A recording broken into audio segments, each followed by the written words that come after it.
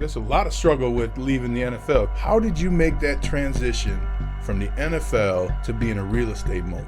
Everybody hears the horror stories about going broke, and I never wanted to be one of those guys. It's great to make money, but I think it's worse to have money and lose it. You're a huge part of why we won, because if you didn't play hard, Todd's going to get you. How the Broncos going to do this year? So this is breaking news I haven't, really told anybody yet. Okay. I think they're going to be solid.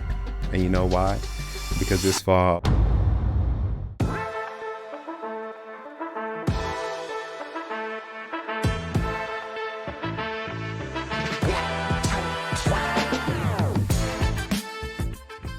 Well, listeners and viewers, we have a treat for you because our next guest, we're huge fans of our next guest, not just because he's a former teammate, because of what he's doing after football. Yes, we have the incredible number 51, Todd Davis, 7-year NFL veteran, Super Bowl 50 champion, captain for the Broncos, incredible teammate, undrafted. We don't like you drafted players. But Todd, welcome to the show, my brother. What's good? Okay, I love it. I'm happy to be here. I'm happy that I got an opportunity because it's hard to get on the show for you viewers out there. It's very hard to get on this show. There's a long list, so I'm happy I made the cut. You're at the top of it, man. I mean, you went from a 7-year NFL career, and now you are building funds, building houses, building relationships with contractors. How did you make that transition from the NFL to being a real estate mogul? Well, that transition is something that really is not talked about a lot. And I think a lot of guys struggle with finding their identity, depression, and just reinventing themselves after football. So for me, I knew that was like something people struggle with. So I wanted no downtime. Like literally the day I signed my paperwork, a week later, I bought my first home. Like I didn't want to get stuck on the couch. I didn't want to just, get stuck in the mud. And I didn't want my kids seeing me home too often. Right. Because I felt like they're still like moldable. And I want to help them become hardworking, good people. And I thought if they saw that at home every day, they wouldn't have understood the work that I actually put in to be able to be at home. They just more so would see me at home. Yeah. There are those moments where it is a little tough or you do miss the game. So talk to us a little bit about what those moments were like. Yeah, it did get tough. I think, with anything, it's always a learning curve. And I felt like for me, the hardest transition was football. If we have a meeting at 7 o'clock, everybody's in their seat by 6:55 and the coach is going to start at 7 o'clock. Well, when you get into the real estate world and you start working with the lovely trades and people in that space, you say, we need to meet at this project at 8 o'clock. By 8:30, no call, no text. You call them at 9 o'clock. Oh, yeah, something come up. I'll be there like 2 o'clock. And for me, that was always tough for me to deal with because I was so regimented. And I didn't want to waste anybody's time. I didn't want anybody to waste my time. So it was definitely a learning curve I had to come up against. But what were the things you're like, okay, I've got to do this to be successful beyond football? For me, I tried to continue the pattern of training camp in my next endeavor. So the moment I wake up, I go work out, and then for the rest of the day, I'm on. And I schedule my meetings back to back to back with 30 minutes in between. And I'm going seeing properties, and I don't really shut off until like 6 o'clock at night because I'd rather not sit and scroll on Instagram. I think that's how I'm going to get stuck. And once again, so I try to be as jam-packed as days as possible so that I can stay on, my mind can stay on. I'm reading books, I'm listening to audiobooks when I'm driving. I feel like everything I try to do is intentional with my preparation for the next step and not just letting an hour go here or there, letting 2 hours go where I'm not doing much scrolling on social media. And one of my favorite things about you as a teammate, Todd, you don't give a right? And so I've never seen somebody with a mouth guard in. And so I was like, what the He's like, this is the business. This is how I come. I'm like, all right. And then we went to practice, I think a couple days, and I hit him. He's like, I'll see you again. I was like, oh, I love that. Like, where did you get that from? Where did you get that ability to be yourself the way that you knew you had to be and also encounter obstacles and overcome it? I think it was instilled in me from a young kid. So my dad was a pastor growing up. So I think my faith plays a lot into it and kind of just feeling secure in who I am. And then everything I do unto God, not for men. So I got to go 100%. Whether somebody likes it or not, because I got to show God that, this opportunity that you've given me, I'm making the most of it and I'm grateful for it. So that's kind of why I go so hard. You're a huge part of why we won, because if you didn't play hard, Todd's going to get you. Todd, yeah, he's going to get you now, Take us back to the Super Bowl year, man. Like, what stands out to you in terms of the year we won? What I remember most about that year, I feel like, is the selflessness of all the players on the team. I feel like if you look at that roster was loaded with talent. We're arguing with each other, like, cussing each other out, but it meant that much to us that we, made everybody take ownership and be ready. Like, this is the most important game of our lives. Like, we can't mess this up. Let's get it right. Yeah. Todd, you've been smart ever since I met you. You're very intentional about things that you're doing. Tell us how you started thinking about not necessarily life after football, but how you want to save your money, but then also the lessons that you want to teach your kids.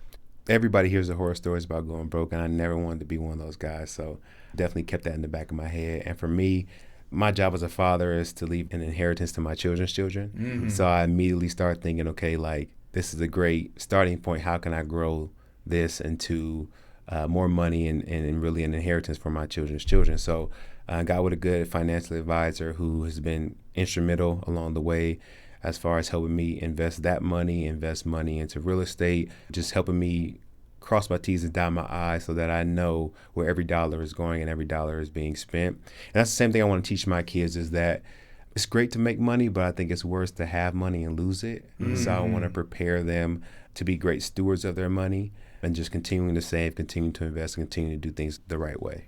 Well, you had to build new skills in the NFL to get that contract, AKA the bag. How did you, and I love real estate with you. One word, deductions. They just should have tossed that in rookie minicamp, right? What skills did you add to be successful in real estate? Oh, that's a good question. I think the NFL is a unique place to try and to play, because you always want to better yourself from what you were last year, but I think that's easier said than done. And so now in real estate, I try to find things that are actually making me better, not things that on paper I think will make me better, or things that, a book says will make me better. I have to do the research to make sure that this is the right step that's going to actually add value to myself and my company, and not just dive into something because it feels good at the moment. Actually make sure every step I'm taking is actually making me better. So would you watch a YouTube page on how to find contractors? Would you find YouTube page? Would you read about, how to build a development company? What were the tactical actual things you did? Yeah, so I've definitely read a lot of books throughout my time as a real estate developer, but my most important piece is my mentors. Everybody goes through stumbling blocks, but if I can limit a few of mine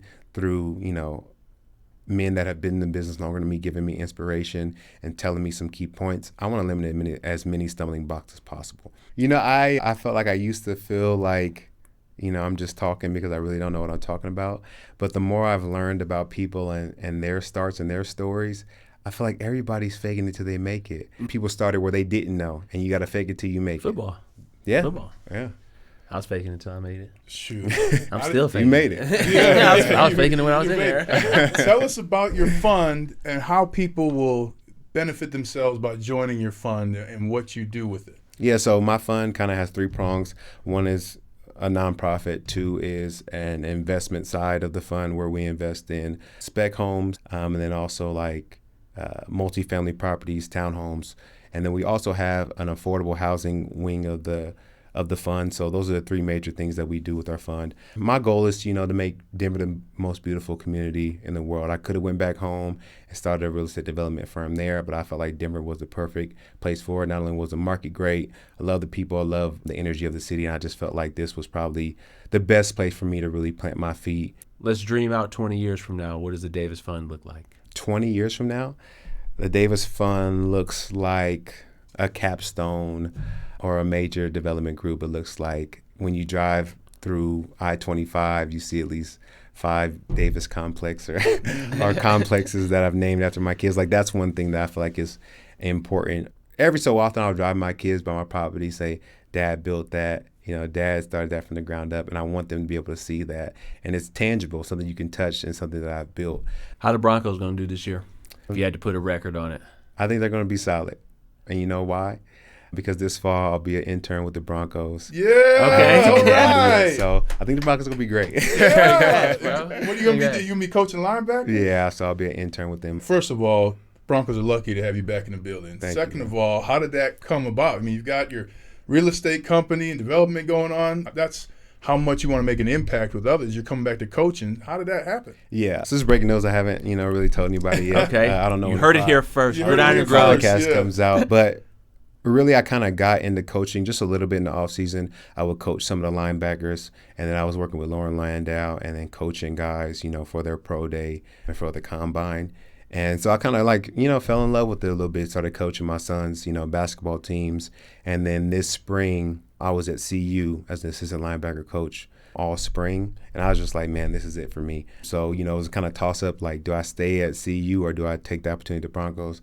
I decided to go to the Broncos, and let's just see how it goes. I'm excited. I mean, all of us had things that changed forever when we won the Super Bowl, but one of the things that changed for me that I recognize in Deion Sanders, the way he speaks is how champions speak, right? They had a 5-star cornerback, I think, and they're like, why isn't he playing? He's like, he doesn't know the plays. Mm-hmm. Like, this is not, like, to your point, you're saying, like, hey, what do you want me to do here? This is how you win, and if you're not going to be in here to win, I can't help you. And I love being in that environment. How do you bring that championship knowledge that you learned from winning a Super Bowl, and how do you tell it to people to make sure it sticks with them? I think the best way to do that is to break it down. I think sometimes the championship can look so big and so far away that you have to kind of break it down to people and kind of let them understand the championship habits that happen day in and day out. Yes. Like, being a champion is not something that happens overnight. It takes time, it takes work, it takes preparation, it takes dedication. So if you can try to instill those traits into people, then at some point they'll be a champion, but you just have to kind of allow them to grow. To wrap it up, what are 3 pieces of advice you give people who are making a transition, whether it's from college to the NFL, NFL out, new job, whatever it is? Probably first, I would say, even though you don't know, go. Mm-hmm. Like, even though you don't have all the answers and you don't know how it's going to work out, plan, but take the step and then continue to get better over time and allow yourself to make mistakes. 2, I feel like hard work beats talent. And I think hard work, will mend a lot of mistakes. So continue to do all that you know how to do and do it with great detail. And, God will send people your way and open doors for you. Like, it'll just happen just because of the work ethic you're putting in. And then 3, I think keep God first. I think if you do everything as unto God and you keep your mind on Him, I think that helps with the anxiety you could feel with starting something new. It helps with the peace that you can have undergoing this transition. So I think those are my 3 key points to, starting something new, getting on your feet, and new transition. Everybody, he is Todd Davis, Super Bowl champion, my life man. Life champion. Thanks for joining us, brother. Appreciate you guys. Thank you for listening to this episode of Gridiron and Growth with your co-host Ryan Harris and myself. Big shout out to Big Up Studios and Streamline Media for all their help with everything that we do. Please like and subscribe to this podcast. Please leave a review, and please send us any questions at the gridiron and growth pod@gmail.com.